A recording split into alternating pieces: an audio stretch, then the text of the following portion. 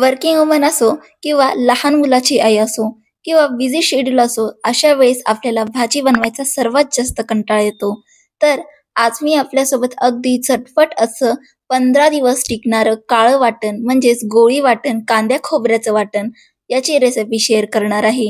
या गोळी वाटणापासून तुम्ही असंख्य अशा भाज्या बनवू शकतात आणि कोणतीही पूर्वतयारी न करता तुम्ही ह्या भाज्या नक्कीच बनवू शकता. फक्त एकदा हे गोळी वाटण तुम्ही बनवून ठेवलं की 15 ते 20 दिवस आरामात तुमचं हे काम म्हणजे भाजीचं काम निवांत होऊन जाईल. चला तर मग रेसिपीला सुरुवात करूया. पण रेसिपीमध्ये मी तुम्हाला याच वाटणापासून भाजी कशी बनवायची ते देखील शेअर केलेली आहे. त्यामुळे व्हिडिओ शेवटपर्यंत नक्कीच बघा. आवडला तर लाईक, शेअर आणि कमेंट नक्कीच करा आणि नवीन असाल तर सबस्क्राईब नक्कीच करा. चला तर मग रेसिपीला सुरुवात करूया मंडळी. गोळी वाटण्यासाठी आपल्याला साहित्य काय लागतील ते आधी इथे आपण बघून घेऊया. इथे मी 1 टेबलस्पून इतपत जिरं घेतलेलं आहे, अर्धा वाटी इतपत शेंगदाणे घेतलेले आहे, 2 टेबलस्पून मी इथे पांढरी तिळी घेतलेली आहे. या ठिकाणी तुम्ही डाळ्या घेतल्या तरीही चालेल. सोबतच 2 टेबलस्पून धने घेतलेले आहे, अर्धा टेबलस्पून इथे आपण खसखस घेतलेली आहे, 1 टेबलस्पून बडीशोप घेतलेली आहे आणि 30 ग्राम इतपत आपण इथे खोबरं घेतलेलं आहे. खोबरं इथे शक्यतो किसून घ्या, जेणेकरून भाजायलाही सोपं जाईल आणि दळायलाही सोपं जाईल.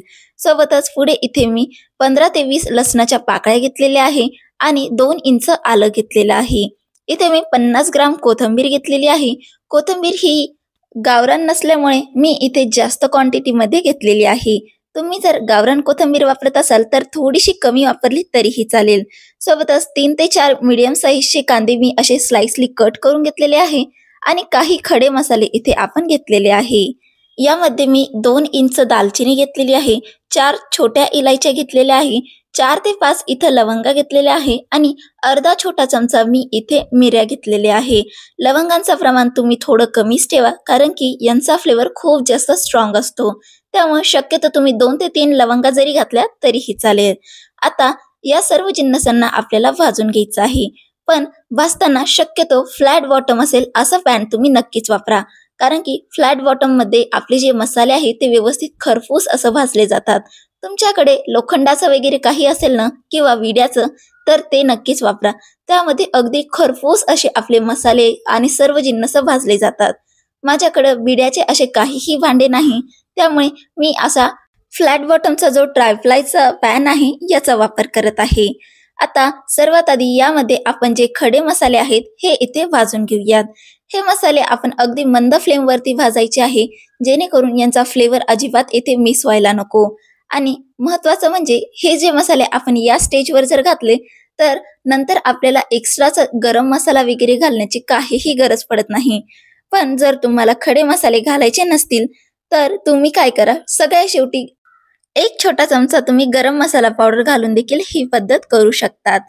दालचिनी इथे व्यवस्थित भाजला जाणार नाही, त्यामुळे मी इथे असे छोटे छोटे तुकडे करून घेत आहे, जेणेकरून यातला जो मॉइश्चर आहे तो देखील निघून जाईल आणि खरपूस अशी ही आपली व्यवस्थित भाजल्या जाईल.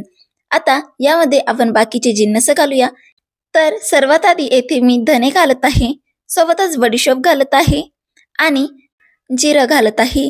जिरा हा एकदम स्ट्रॉंग फ्लेवरचा असतो, त्यामुळे 1 चमचा म्हणजे 1 टेबलस्पून घातलं तरीही पुरेसं होतं. व्यवस्थित 1 मिनिटासाठी यांना भाजून घेऊया आणि यानंतर आपण इथे तीळ घालूया. धने, जिरे आणि बडीशोपच्या कंपॅरिझन मध्ये तीळ ही लवकर भाजले जाते, त्यामुळे थोडंसं उशिराने आपण तीळ घातलेली आहे. तीळ देखील इथे आपण मंद फ्लेम वरती व्यवस्थित खरपूस अशी भाजून घेऊया आणि सगळ्यात शेवटी आपल्याला इथे खसखस घालायची आहे. खसखस ही खूप लवकर भाजली जाते, अगदी 30 सेकंदामध्ये ही खसखस व्यवस्थित अशी भाजली जाते. त्यामुळे शक्यतो सर्वात शेवटी इथे खसखस घातलेली आहे, खरपूस भाजून घेतले. आता सर्व जिन्नस व्यवस्थित भाजून झाली की लगेचच आपण या सर्व जिन्नसांना काढून घेऊयात. अक्षरशः या सर्व मसाल्यांचा मस्त असा सुगंध संपूर्ण किचनभर दरवळत आहे. आता त्याच पॅन मध्ये आपण इथं खोबरं भाजून घेऊयात. खोबऱ्यामध्ये स्वतःच असं तेल असतं, त्यामुळे एक्स्ट्राचं तेल वगैरे घालण्याची आपल्याला अजिबात गरज पडत नाही. आणि दुसरं महत्वाचं म्हणजे खोबरं शक्यतो आपल्याला ना किसून घालायचं आहे, कारण की काही वेळेस असं होतं की खोबरं हे व्यवस्थित दळलं जात नाही जर तुम्ही तुकडे करून जर घातले तर. त्यामुळे किसूनच खोबरं इथे वापरा. बघू शकतात अगदी 1-2 मिनिटांमध्ये खोबरं देखील व्यवस्थित परतलेलं आहे. काढून घेऊयात. आता त्याच पॅनमध्ये मी इथं अर्धा वाटी इतपत शेंगदाणे घेतलेले आहे. या ठिकाणी तुम्ही चना डाळ देखील वापरू शकतात किंवा फुटाण्याची जी डाळ असते ते देखील तुम्ही इथे वापरू शकतात. आता हे घालण्यामागचं कारण फक्त एवढंच आहे, आपली भाजी अशी पाणी वेगळं आणि जे ग्रेव्ही आहे ती वेगळी अशी वेगळं वेगळं होऊ नये, त्यामुळे आपण इथे बाइंडिंगसाठी इथे आपण शेंगदाणे घालत आहे. शेंगदाणे परतवण्यासाठी इथं मी अगदी छोटा चमचा भरून इथं तेल घातलेलं आहे, जेणेकरून हे व्यवस्थित खरपूस असे भाजले जातील. आता हे व्यवस्थित हलकेसे भाजून झाले की यामध्ये मी आलं आणि जे लसूण होतं ते यामध्ये घालून देऊयात. आलं आणि लसूण यांना आपल्याला व्यवस्थित असं भाजून घ्यायचं आहे, जेणेकरून यांच्यामधला जो कच्चेपणा आहे तो देखील येथे निघून जाईल. लक्षात घ्या, शेंगदाणे जोपर्यंत अर्धे भाजले जात नाही तोपर्यंत आलं आणि लसूण अजिबात घालू नका. अर्धवट भाजून झाले की तुम्ही आलं लसूण भाजू शकतात. व्यवस्थित असं 5 मिनिटानंतर शेंगदाणे भाजून झालते, लगेचच आपण काढून घेऊया. आता त्याच पॅनमध्ये आपण इथे जो कांदा होता तो व्यवस्थित असा भाजून घेऊया. कांदा भाजण्यासाठी इथे आपण आधी कांदा भाजताना मी इथे 2 ते 3 टेबलस्पून तेल घेतलेलं आहे, जेणेकरून कांदा आपला व्यवस्थित लवकरही भाजला जाईल आणि कलरही छान येईल.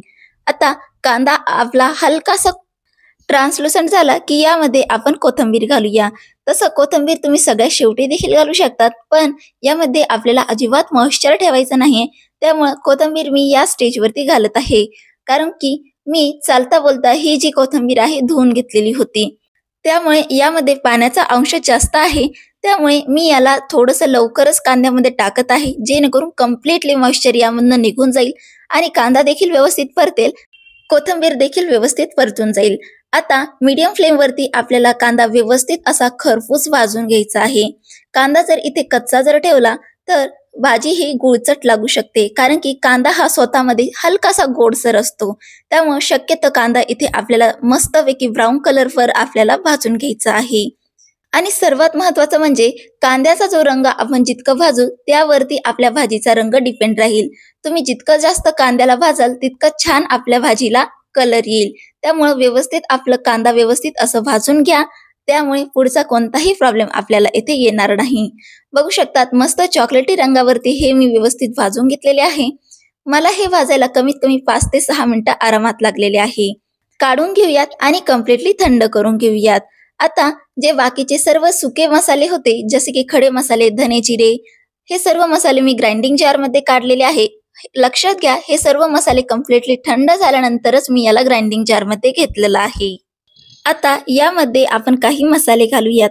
मसाल्यामध्ये मी इथे 4 चमचे इतपत कांदा लसूण मसाला घातलेला आहे. 1 छोटा चमचा इथे मी हळदी पावडर घातलेला आहे आणि 2 मोठे चमचे मी इथं लाल तिखट घातलेलं आहे. हे थोडंसं मध्यम तिखट आहे. तुम्हाला जर तिखट कमी हवं असेल तर तुम्ही एक चमचा लाल तिखट आणि 1 चमचा काश्मीरी लाल मिर्च पावडर जरी घातली तरीही चालेल. काश्मीरी लाल मिर्च पावडर नाही घातली, फक्त 1 चमचा तुम्ही लाल तिखट घाला, तर हे देखील तुमचं काम व्यवस्थित होऊन जाईल. आता या सर्व जिन्नसांना आपल्याला व्यवस्थित स्मूथ असं दळून घ्यायचं आहे. बघू शकतात कलर किती सुरेख आलेला आहे आणि किती स्मूथ असं मी याला दळून घेतलेलं आहे.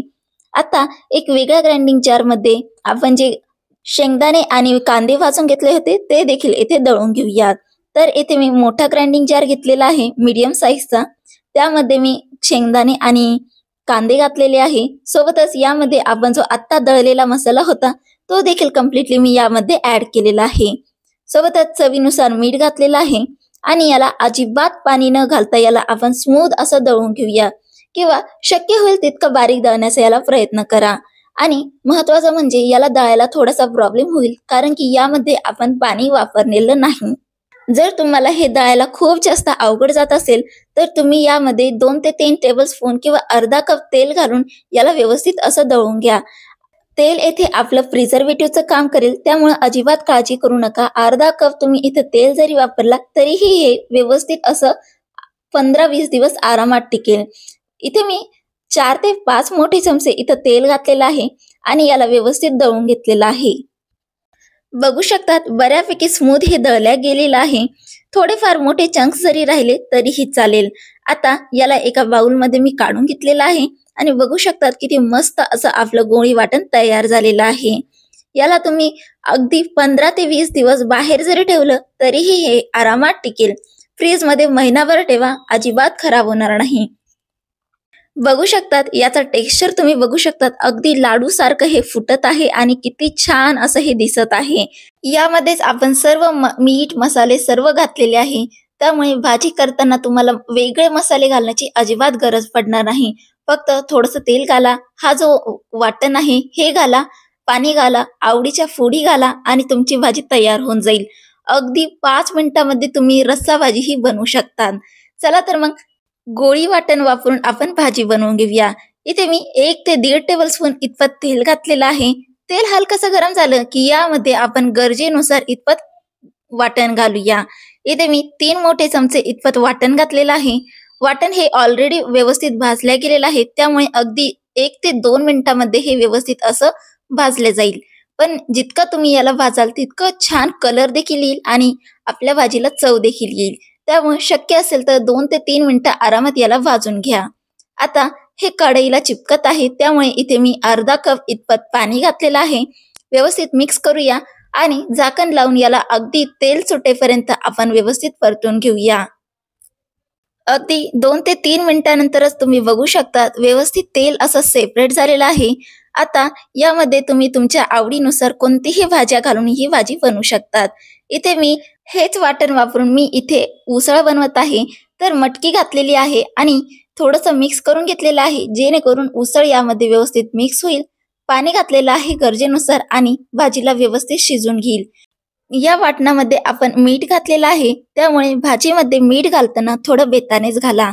मीठ चेक करून घ्या, नंतरच मीठ यामध्ये घाला. मला थोडंसं कमी वाटत होतं, त्यामुळे अगदी छोटा चमचा मी इथं मीठ घातलेलं आहे. आता भाजी जोपर्यंत शिजत नाही तोपर्यंतच आपल्याला भाजीला शिजून घ्यायचं आहे.